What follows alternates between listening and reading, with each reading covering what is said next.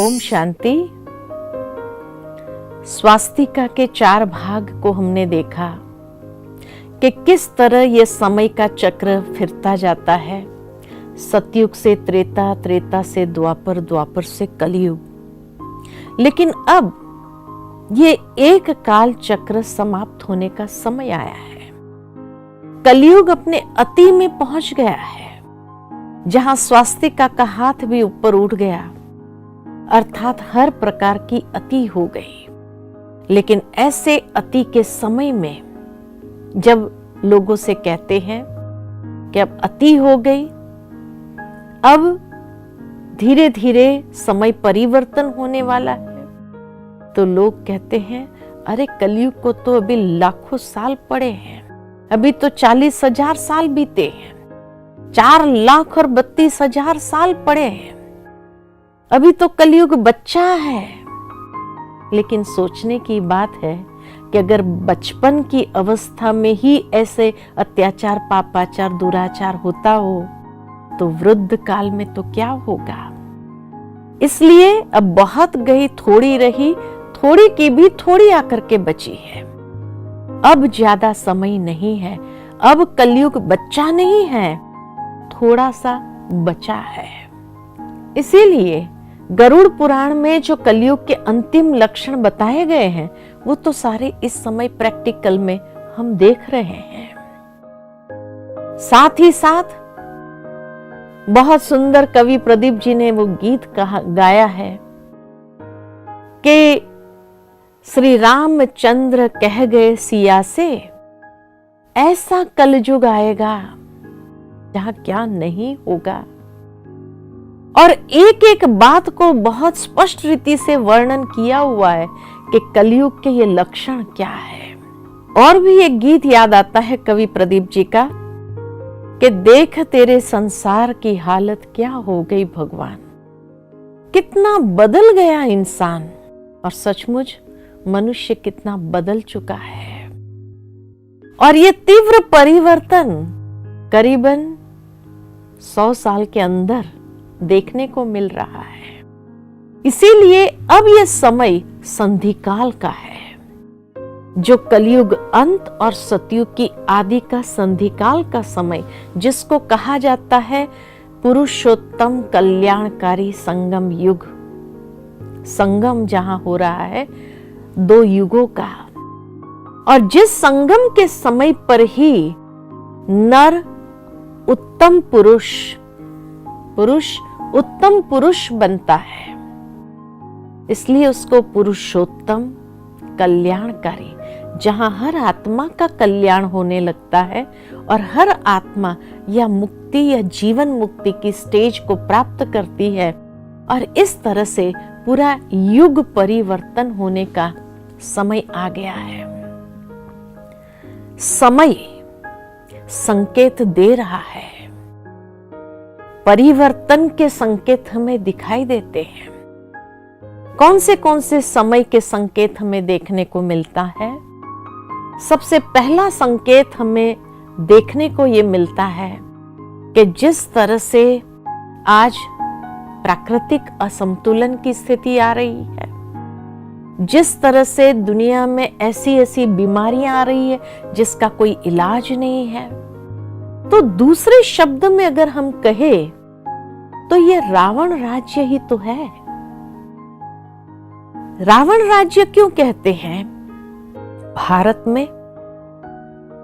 में भी एक साधारण मनुष्य तन का आधार लेकर के वो दिव्य ज्ञान के माध्यम से अधर्म का नाश और सत धर्म की पुनः स्थापना कर रहे हैं। क्योंकि रावण के लिए दिखाया गया कि ऊंची जाति का था, ब्राह्मण था, कोई असुर नहीं था। दूसरा कहा जाता है कि रावण जैसा विद्वान कोई नहीं था। रावण 10 इंसानों जितनी बुद्धि उसके पास थी। तीसरा, रावण जैसी कोई भक्ति नहीं करता था, बहुत बड़ा भक्त था, शिव भक्त था। रावण जैसी शक्ति किसी के पास नहीं थी। ब्रह्मास्त्र, सारे दिव्य अस्त्र उसको प्राप्त थे, और रावण जैसा धनवान भी कोई नहीं था। पूरी लंका सोने की लंका थी। तो अर्थ, बल, बुद्धि और भक्ति सब कुछ रावण के पास था। चारों ही चीजें रावण के पास थी। तो आज का मनुष्य भी अगर देखा जाए, उसके पास भी ये चारों चीजें हैं। सभी प्राणियों में उत्तम प्राणी मनुष्य है, ऊंची जाति का है। मनुष्य जैसा विद्वान कोई नहीं, बुद्धि है उसके पास। तभी तो आज विज्ञान इतनी चरम सीमा पर पहुंच गया कि रावण की तरह आकाश में उड़ रहा है, समुद्र के नीचे तल से जा रहा है, चाहे सबमरीन द्वारा या हवाई जहाजों के द्वारा।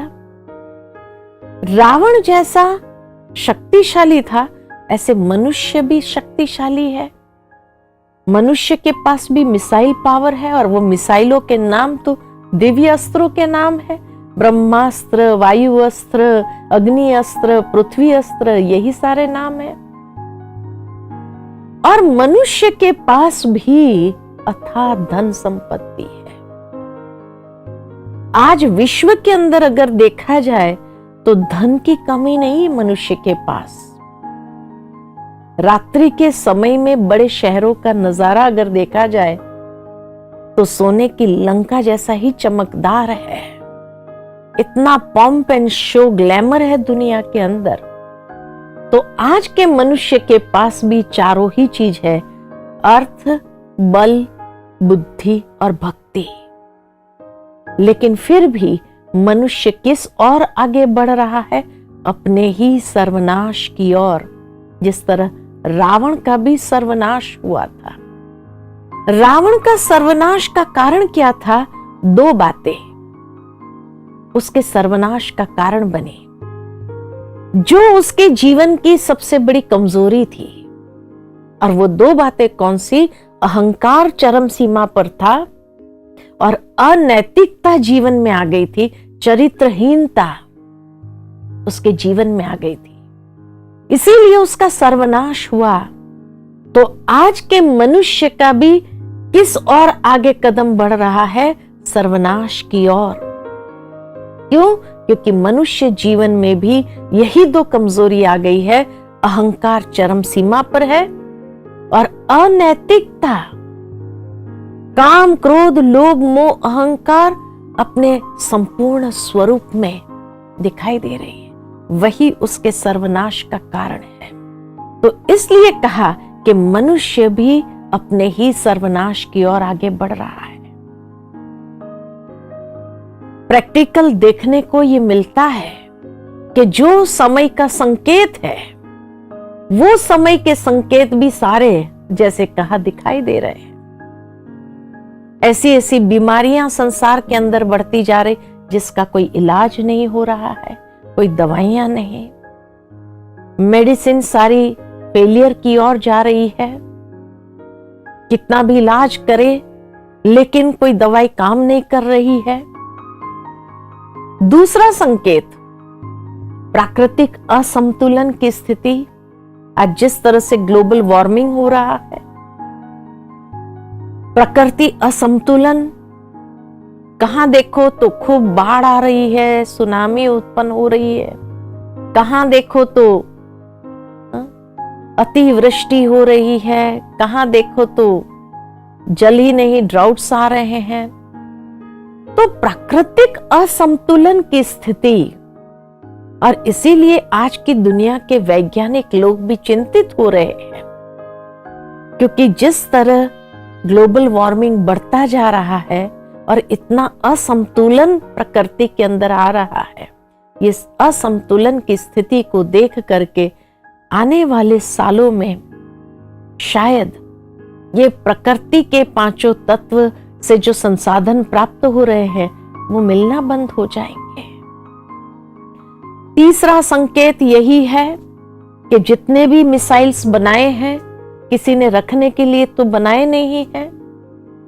कभी भी गलती से भी अगर प्रयोग हो गया परमाणु बम का, एक छोटा सा बेबी बॉम्ब जब जापान में डाला था तो उसका जो इफेक्ट्स देखा था, आज तो उससे कई गुना शक्तिशाली परमाणु बॉम्ब्स बने हैं।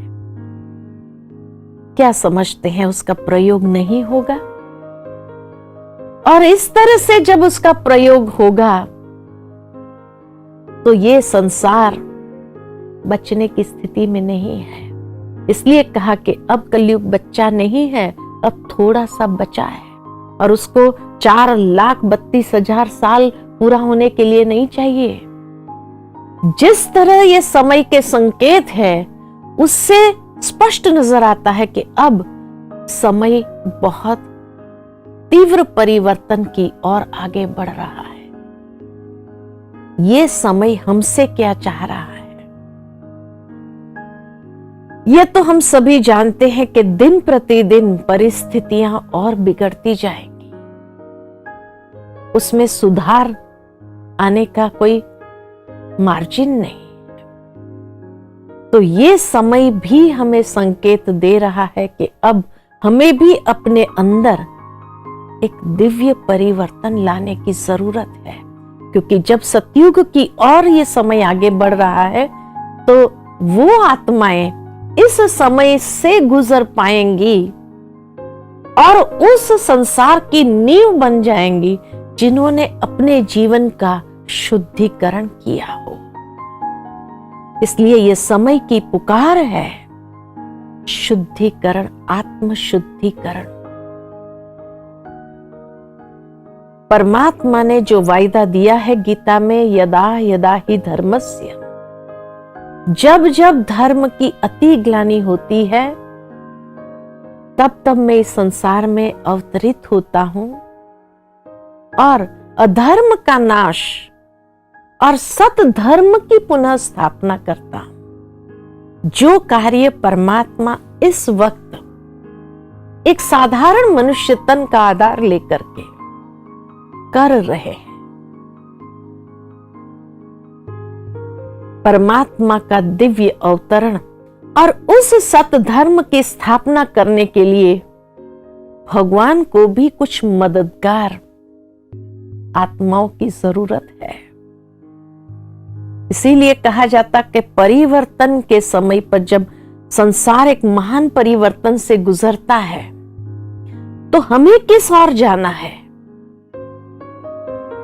विनाश की ओर या सृजन की ओर?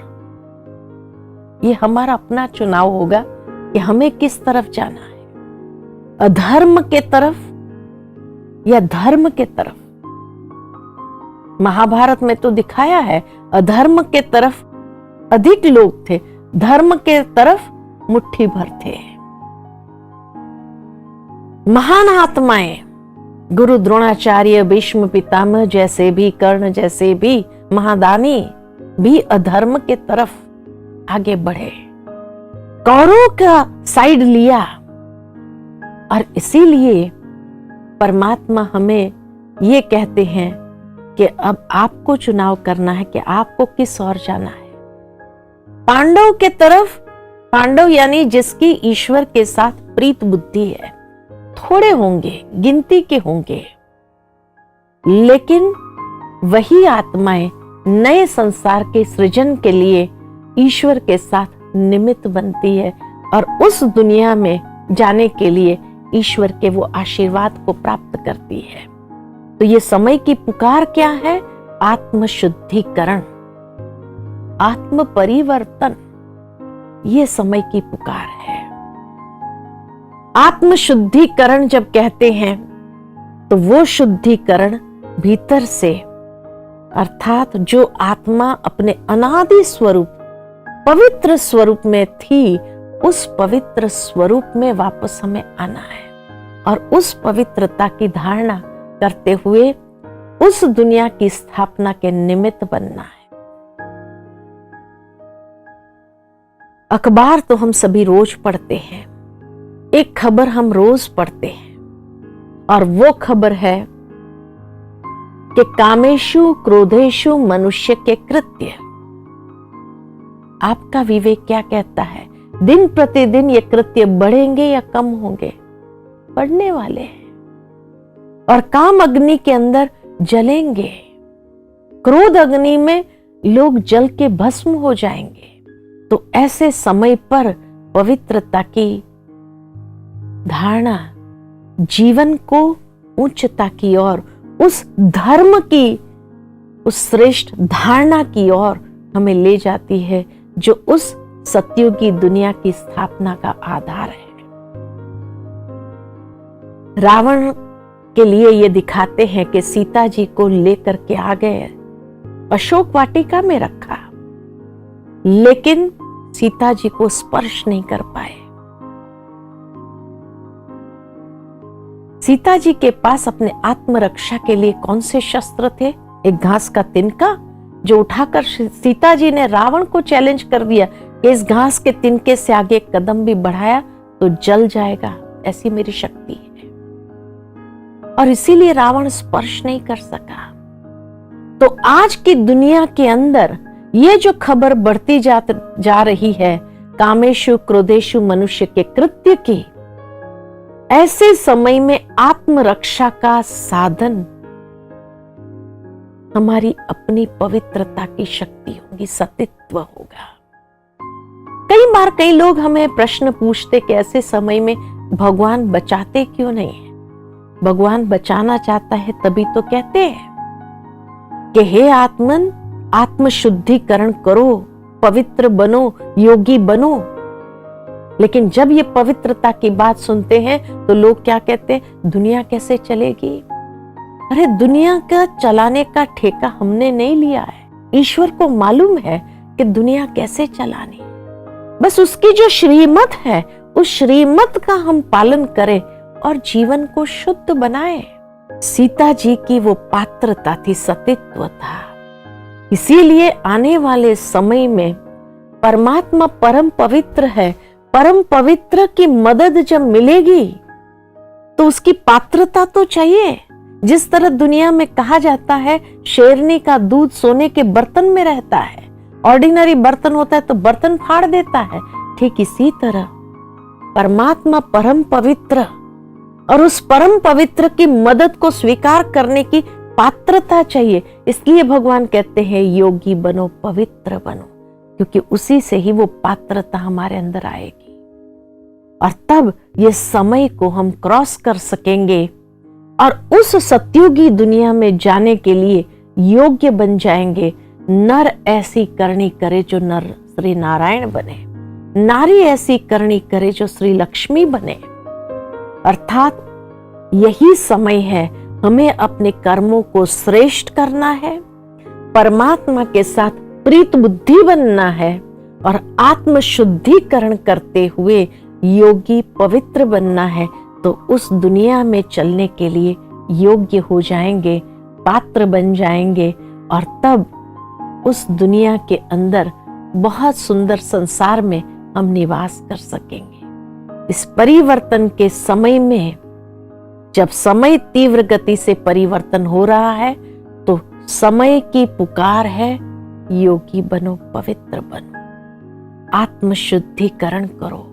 तो इसीलिए आइए इस आत्मशुद्धिकरण करते हुए हम अपने जीवन को उस सतयुगी दुनिया के लिए योग्य बनाएं। तो इस तरह से ये काल चक्र घूमते हुए अब संपूर्ण समाप्त होने की कगार पर है।